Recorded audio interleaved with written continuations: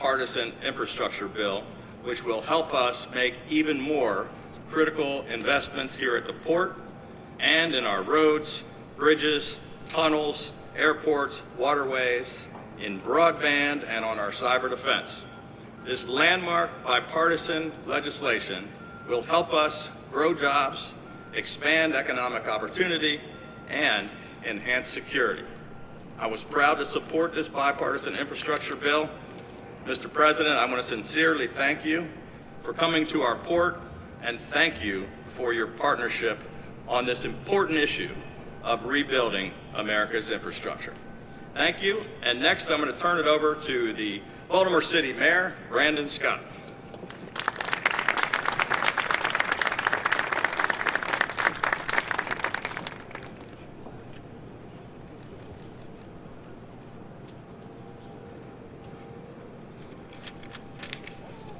Good afternoon, everyone.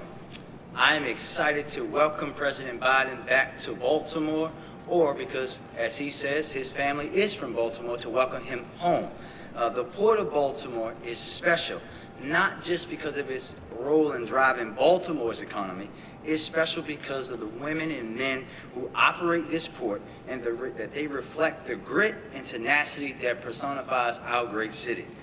This city, Baltimore, has played a significant role in writing the story of America, and we will continue to write that story thanks to the ingenuity and determination of this port. Last April, I stood here with Secretary Pete Buttigieg as he reaffirmed this administration's commitment to Americans' ports and waterways. The Secretary called the bipartisan infrastructure plan a once-in-a-generation opportunity to transform our infrastructure. In the words of the President, he called it a BFD, a big deal. And Maryland's fearless delegation underscored, federal delegation, underscored the work that was needed to get this done, and this plan's impact on rebuilding America and creating good-paying union jobs. That's what this is going to do. Thanks to the leadership of our federal delegation and President Biden, promises were made, and most importantly, promises were kept. The Biden administration is proving every day that government can deliver for its people. Our nation is healthier, safer, and more prosperous because of these efforts, but the President is continuing to deliver for people through his proposed Build Back Better agenda. In addition to the bipartisan infrastructure bill that was passed, this comprehensive agenda has the potential to lower barriers for low-income families by building an economy that truly works for all Americans. It is clear that we still have hard work to do and lots of loads to lift to make America the best version of itself, but our load is much lighter because we have a friend in Joe Biden that we can trust in the White House to do the work for all American people. Thank you, Mr. President. Thank you to our federal delegation for your continued leadership and for bringing the infrastructure bill home for Americans across the country, but also here in Baltimore City. And with that, I will turn it over to our wonderful, fabulous returning Congressman, Congressman Kwesi Mfume.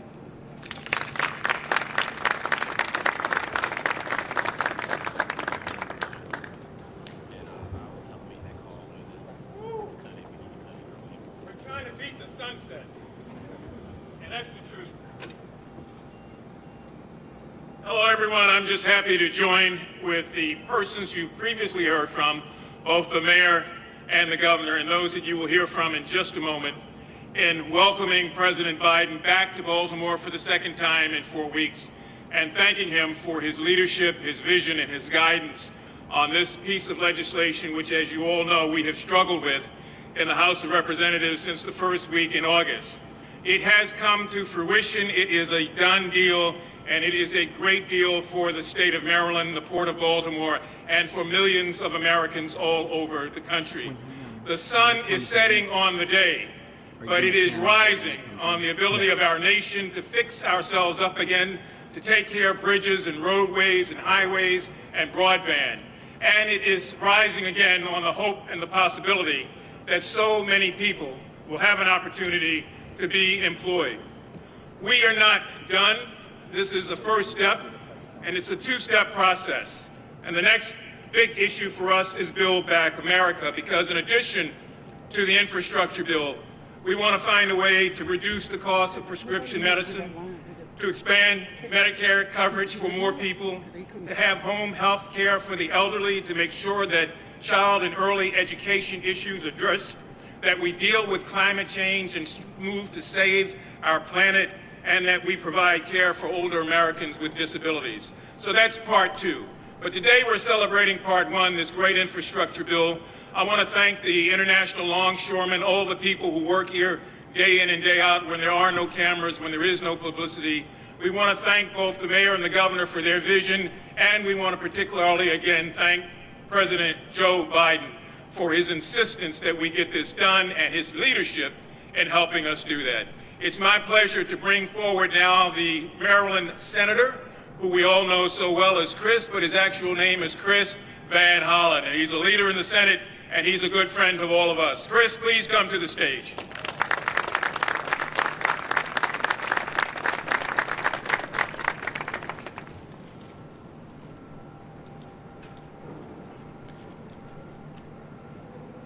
Well, good afternoon, Baltimore. It's great to be here at the port and welcome President Biden back. And we want to welcome him back all the time. And we look forward, Mr. President, to your future visits as well. You know, Maryland is called American Miniature, so it's fitting that the President has come here today to celebrate the passage of the Infrastructure Modernization Bill and also call on the Congress and the country to support the other part of the Build Back Better agenda. To use a G-rated version of what Vice President Biden once said, this bill is a, quote, big darn deal. For years, the running joke in Washington, D.C. has been that this is Infrastructure Week, meaning everybody knew we had to do something to modernize and improve our infrastructure, but nobody actually did it until President Biden was sworn in and was able to work with this Senate and this House to get this over the finish line. And I am proud to have worked with Senator Cardin and with members of our Maryland House delegation to work with the President to get this done. If you look at this infrastructure bill, it's going to bring $7 billion over the next 5 years to the state of Maryland to help repair our roads, our bridges, our tunnels, and put thousands more Marylanders to work on the infrastructure of the 21st century, building out high-speed internet, broadband to households and small businesses, and work to make sure that we have a clean energy grid and build out battery storage stations and charging stations. And here in Baltimore, we're also going to undo the damage that was done decades ago when a highway to nowhere split West Baltimore, and instead of bringing communities together, tore them apart. And yes, this infrastructure bill will mean big additional investments right here in the Port of Baltimore, which, as you all know, is a great engine of jobs and opportunity. I want to thank all the men and women who work here. I want to thank the unions who deliver and bargain to make sure that we have good paying jobs here in the Port of Baltimore. This bill will provide $17 billion nationally to ports around our country. And what that means is places like this port will now be able to compete for the money to build a third deep 50-foot berth to take the ultra-big tankers. We're working on the second. We want to get a third. So the bottom line is there's lots more work to do and a lot more Marylanders to hire in good-paying jobs right here. So when the president came to office, he had to do one thing right away: help defeat the pandemic and stabilize the economy. So he passed the American Rescue Plan. But he always said that getting back to the pre-pandemic status quo is not enough. We have to build back better. And this infrastructure modernization plan is a big part of that. The second will be one to empower every American, to help make sure we have an educated and trained workforce, to make sure we reduce the costs of everything from child care to prescription drugs, and provide tax cuts to middle-class families. But, Mr. President, I just want to say how proud the Maryland delegation has been to partner with you to get this over the finish line. Thank you, President Biden.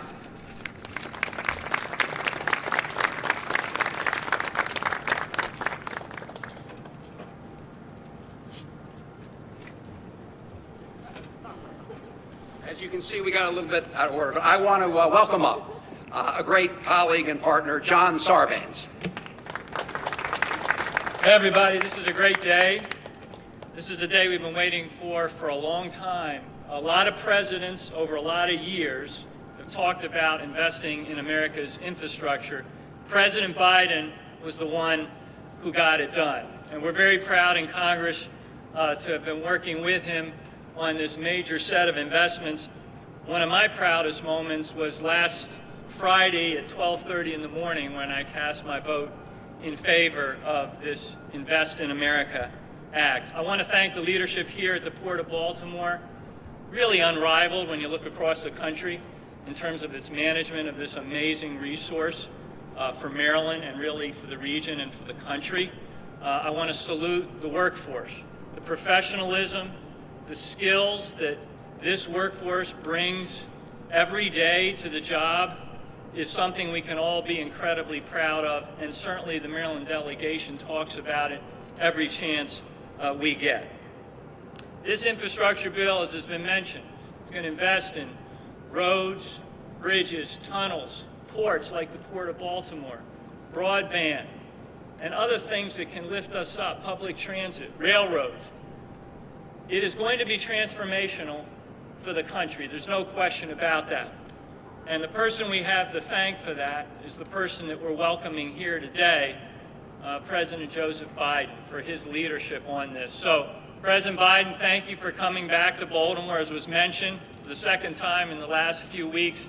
Thank you for shining a light on this port that we're all so incredibly proud of, and we look forward to working with the President to continue to make these life-changing investments for the American people. With that, let me introduce an incredible champion of the Port of Baltimore, Dutch Rubersberg.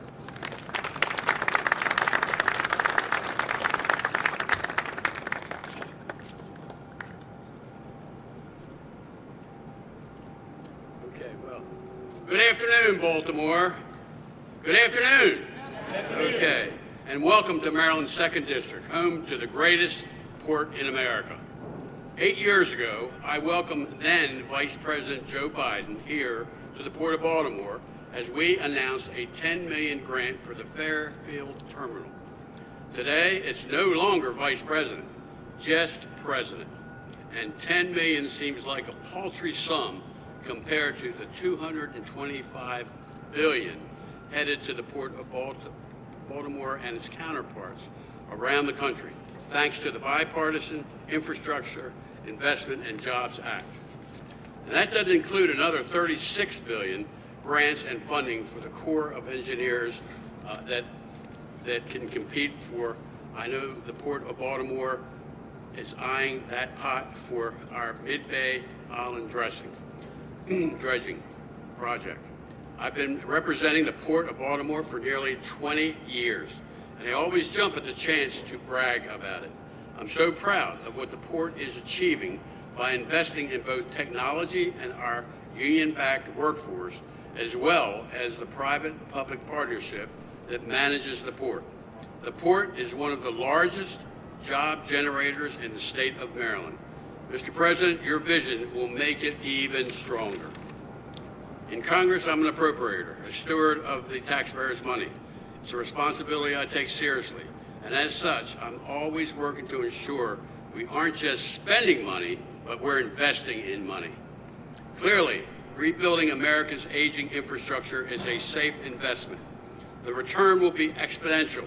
We're creating jobs, making our supply chains more resilient, and curbing inflation.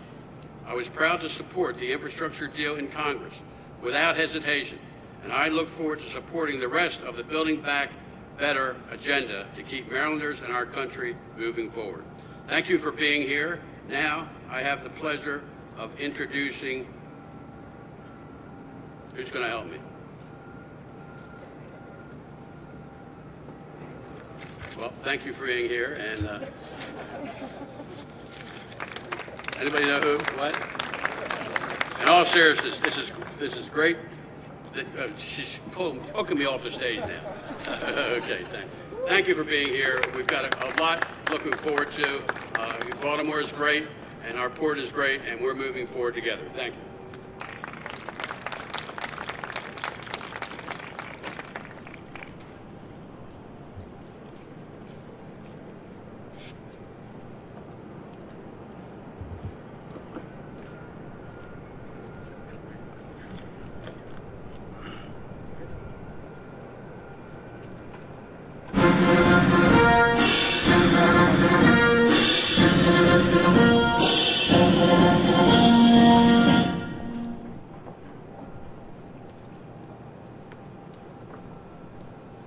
please welcome Tony Rebel Sr., Foreman, International Longshoreman Association, Local 333, and the President of the United States, Joseph R. Biden, Jr.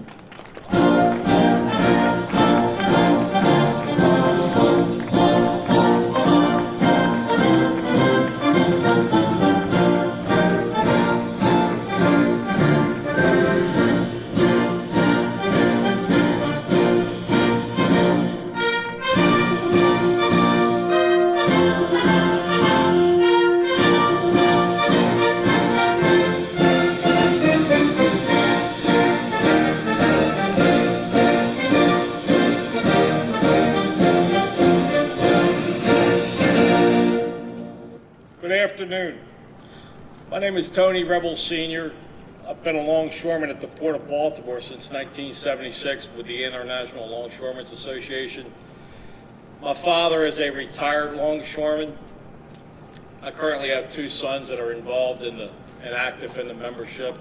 One is a crane operator, one is a lasher and a container gang over here at Seagirt Marine Terminal.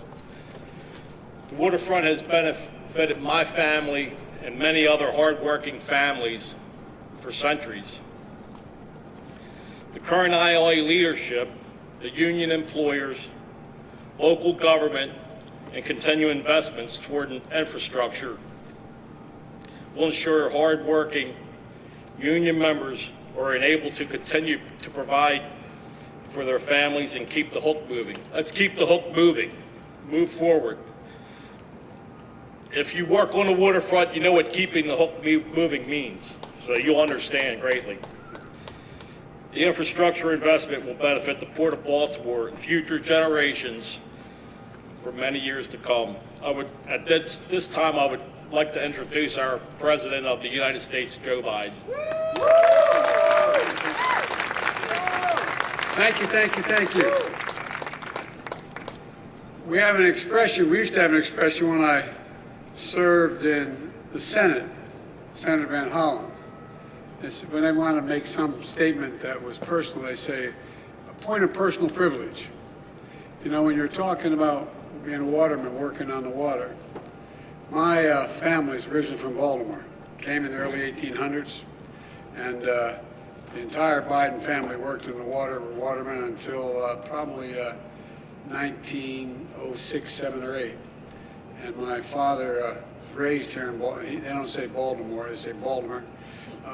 And so, you know, although they never worked at the port, they did work in the bay and along here. So, you know, this has been, this is one of the oldest ports in the country, continuously running, and one of the best ports in the country.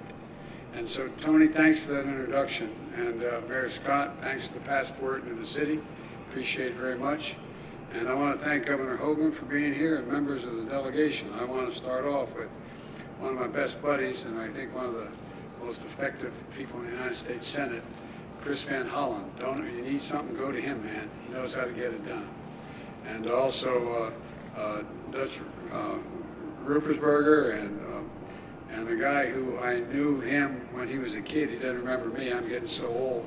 Knew his dad, Senator Sarbanes, and Congressman Sarbanes, Congressman Brown, and all this delegation. You got a first-rate delegation, and so I want to thank him for being here today, and thank him for all the help in getting the members of the House and getting the legislation passed.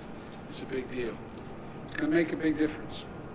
The reason I started calling this Build Back Better is we're the only country in the world. We underestimate ourselves. We're sort of down on ourselves the last 10 years or so. We're the only country in the world, as a matter of history, that every crisis we've faced, we've come out better on the other side.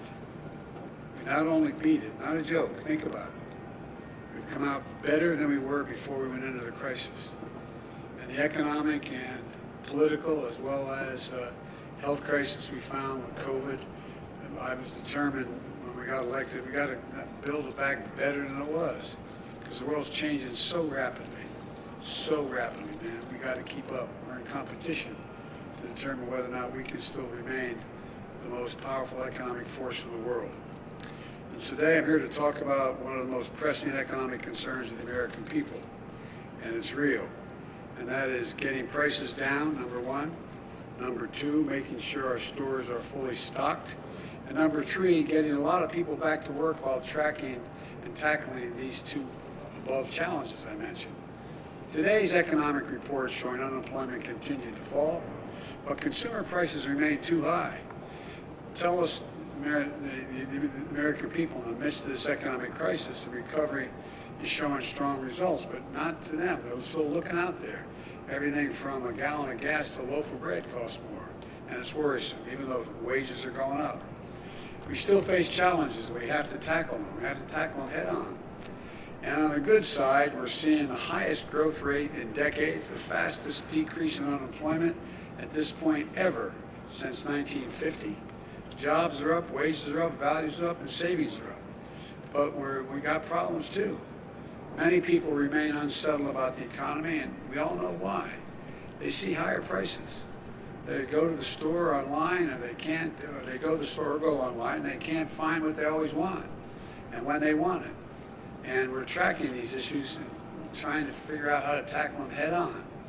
My administration, with the help of the folks on my left over here, has a plan to finish the job of getting us back to normal from the pandemic and having a stronger economy than we ever had before. Let me explain the part that the ports plays, why they're so critically important. It starts with a piece of good news. Infrastructure Week has finally arrived. How many times you hear over the last 5 years, Infrastructure Week is coming? Yeah, Anyway, last week we took a monumental step forward as a nation. And we did something long overdue, and long talked about in Washington, but almost never actually done. The House of Representatives passed my bipartisan infrastructure bill. Along with other plans that I'm advancing, this bill is going to reduce the cost of goods to consumers, businesses, and get people back to work, helping us build an economy from the bottom up and the middle out, where everybody's better off. You know, I'm tired of this trickle-down economy stuff. I come from Delaware, just across the line up here, and you know, we have more corporations in Delaware than every other nation in the state combined. And so I understand big business. The fact of the matter is, it's time they start paying their fair share. The fact is, you have 55 corporations last year that in fact made $40 billion, didn't pay a single penny in taxes. Nobody's gonna pay more. If you make less than 400 grand, you're not gonna pay anything more in taxes at all, period. Guaranteed, including gasoline tax, not gonna additional from a federal government standpoint.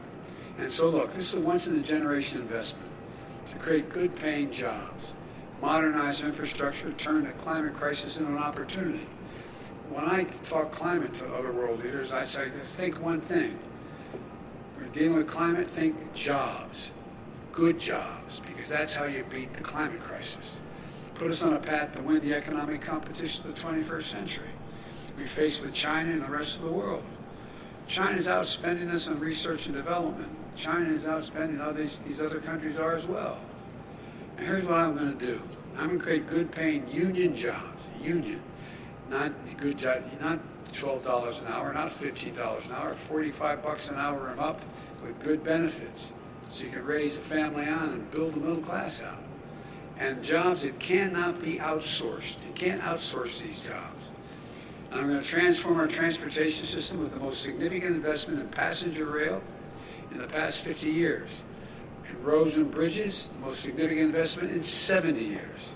And investments in public transit that we've done over the period. You know, it's going to modernize our ports with $17 billion in investment. $17 billion in investment. We're going to reduce congestion. We're going to address repair and maintenance backlogs, deploy state-of-the-art technologies, and make our ports cleaner and more efficient. And we're going to do the same with our airports and freight rail. We're going to create jobs replacing lead water pipes that are here in Maryland as well as every other state in the union that are poisoning our kids and others. We're going to make high-speed internet affordable and available to everywhere in America. Those of you who have kids in school, when we've been going this hybrid thing, some in class, some out of class, how many times, if you don't live in an area where you have high-speed internet you can afford, how many times you've driven your kids to the parking lot of McDonald's and sat there going off the McDonald's internet so you could hear No, I'm not joking. Think of this, United States of America, for God's sake. So folks, we're going to build the first ever national network of electric vehicle charging stations all across the country. IBW is going to put in 500,000 charging stations across the country. And guess what? That's in the Recovery Act. Excuse me, that's in the Build Back Better bill, which is not going to raise taxes 1 single cent. It's totally paid for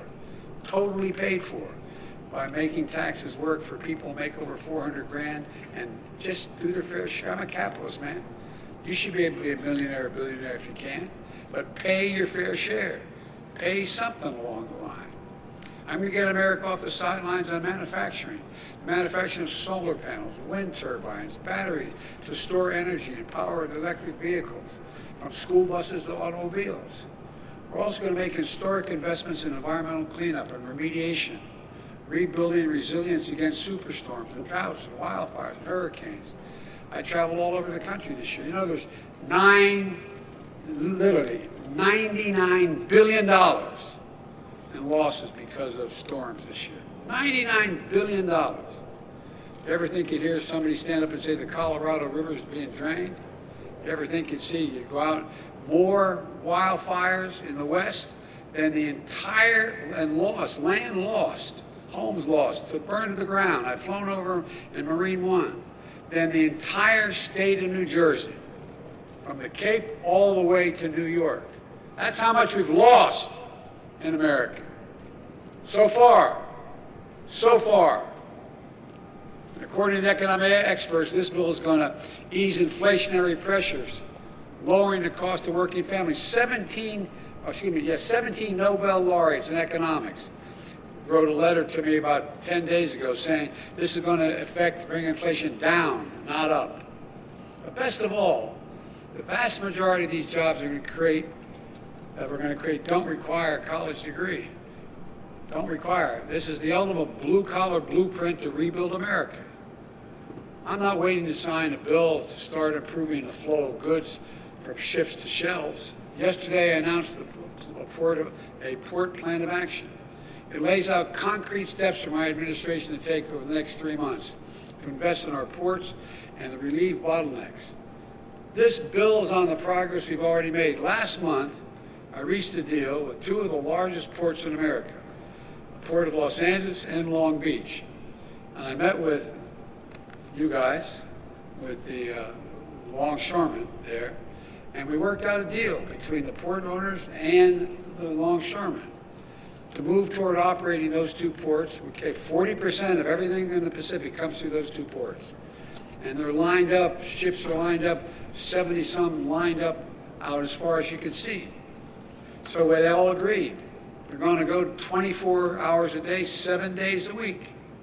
It's already paying off. Last week, the number of container ships in the docks for more than 9 days fell by over 20%.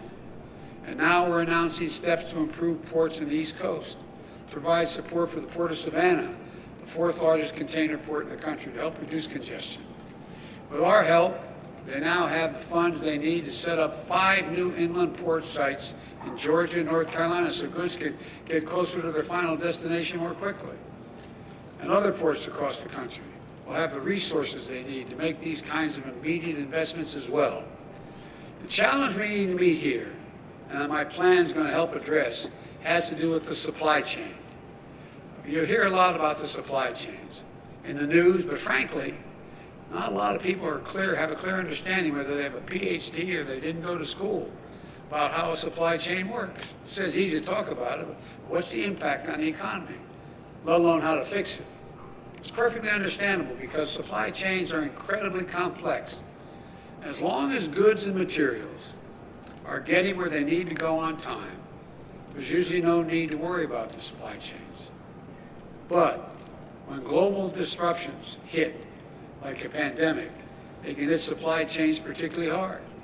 COVID-19 has stretched global supply chains like never before. And suddenly, when you go to order a pair of sneakers or a bicycle or Christmas presents for the family, you're met with higher prices and long delays, or they say they just don't have any at all.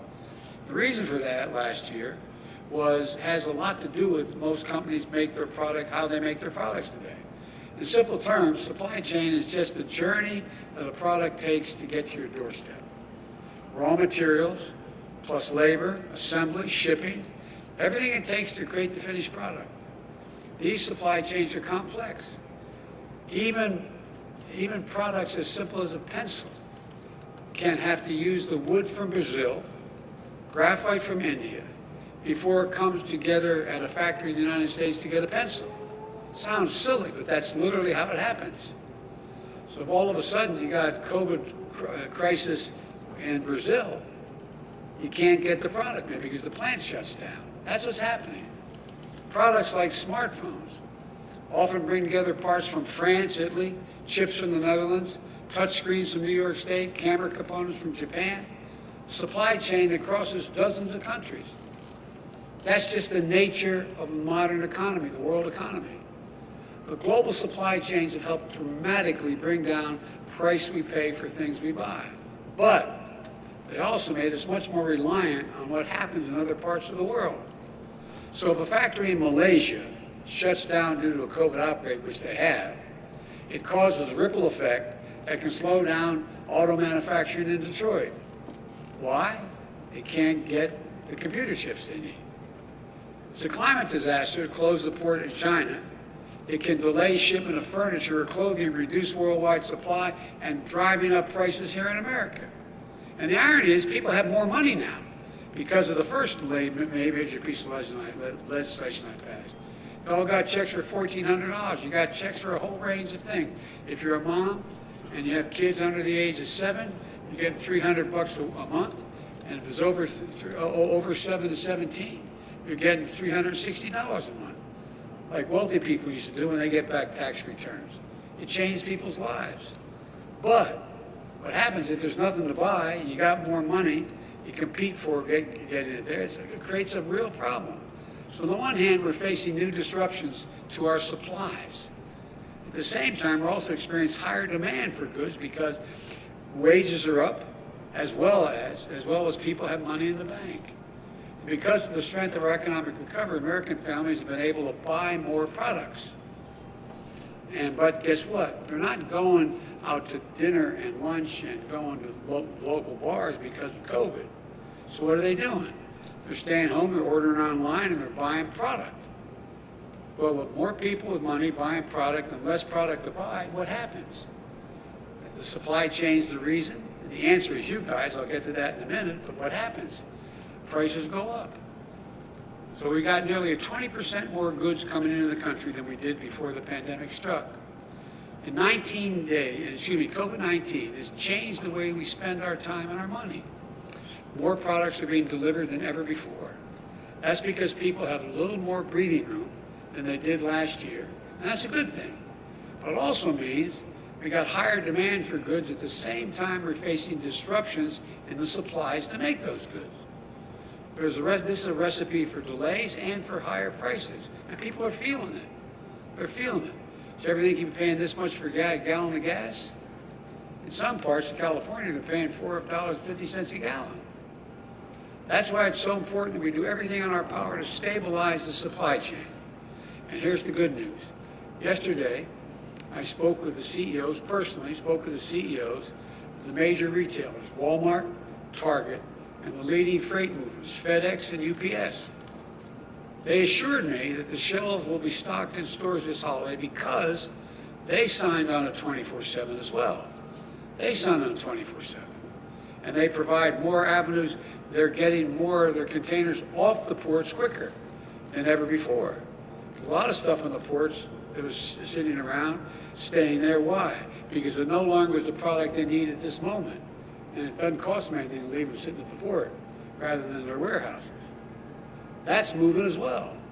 Part of the reason why is because my port envoy, John Picari, who was Secretary of Transportation here for 2 governors, John has worked with the operators, the shippers, shipping companies and unions, and retailers to speed commerce so they can get products to stores and to your doors and to get the shelves fully stocked this holiday season.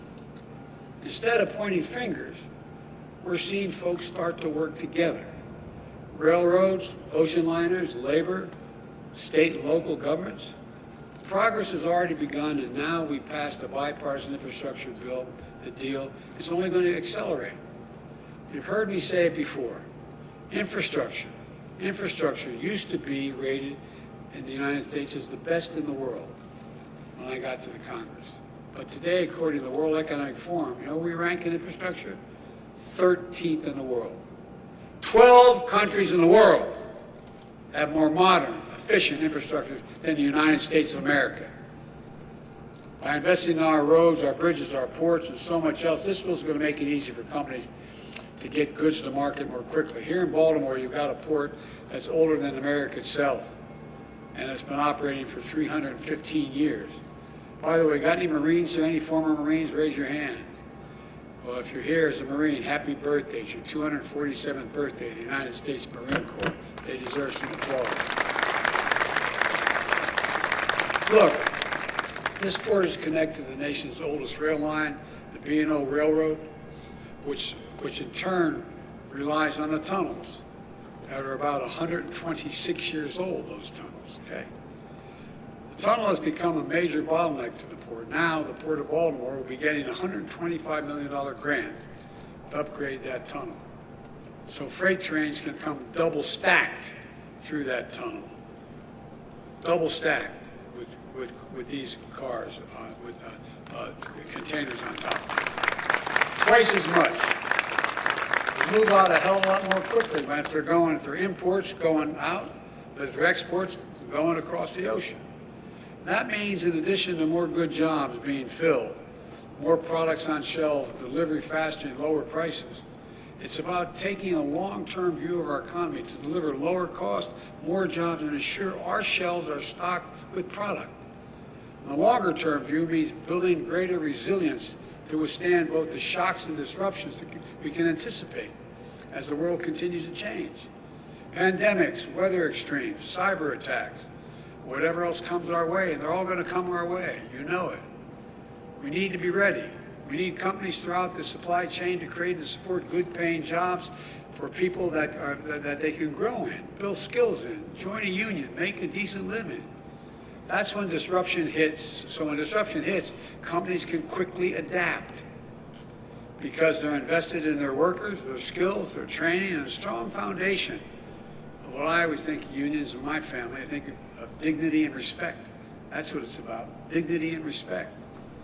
Taking a longer-term view also means making Buy American, not just a promise, but an ironclad reality. When I got elected, I said, I get to spend, quote unquote, $600 billion a year money, making everything from aircraft carriers to balloons.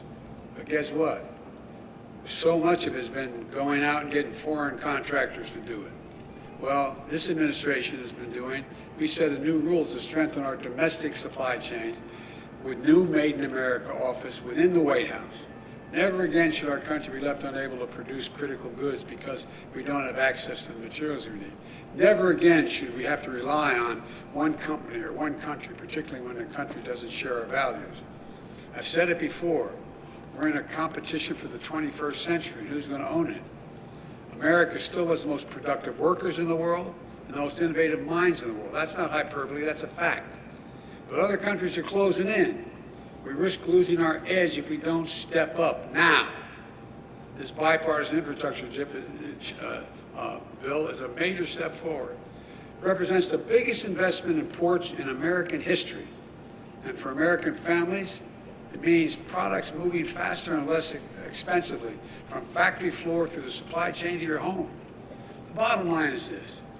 With the bill we passed last week and the steps we're taking to reduce bottlenecks at home and abroad, we're set to make significant progress.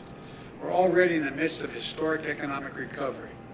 And thanks to those steps we're taking, very soon we're going to see the supply chain start catching up with demand. So, not only will we see more record-breaking job growth, we'll see lower prices, faster deliveries as well. This work is going to be critical as we implement the infrastructure bill and as we continue to build the economy from the bottom up and the middle out by passing the Build Back Better plan. We need to unlock the full might and dynamism of our economy, guys, and of our people. I really mean it. And with this plan, we've set in motion that's exactly what we're going to do.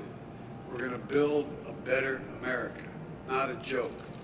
We're going to lead the world again, not a joke. We're going to be in a position where we once again own the 21st century. Because when we own it, everybody does better. Everybody, not only America, but around the world. It already takes so long, the sun's down, you don't have any sweater on, you're going to freeze. I'm going to stop talking. A man with as little hair as mine just took his hat off. I put it back on. You're going to get cold if I don't get stuff down. But look, all kidding aside, I want to particularly thank the Longshoremen. You guys, as an old expression up in Claymont, Delaware, I was from, you all brought me to the dance, man. You've stuck with me from the first time I ran. And you've stepped up every time you've been asked. Every time you've been asked. And I want to personally thank you while I'm standing in front of you.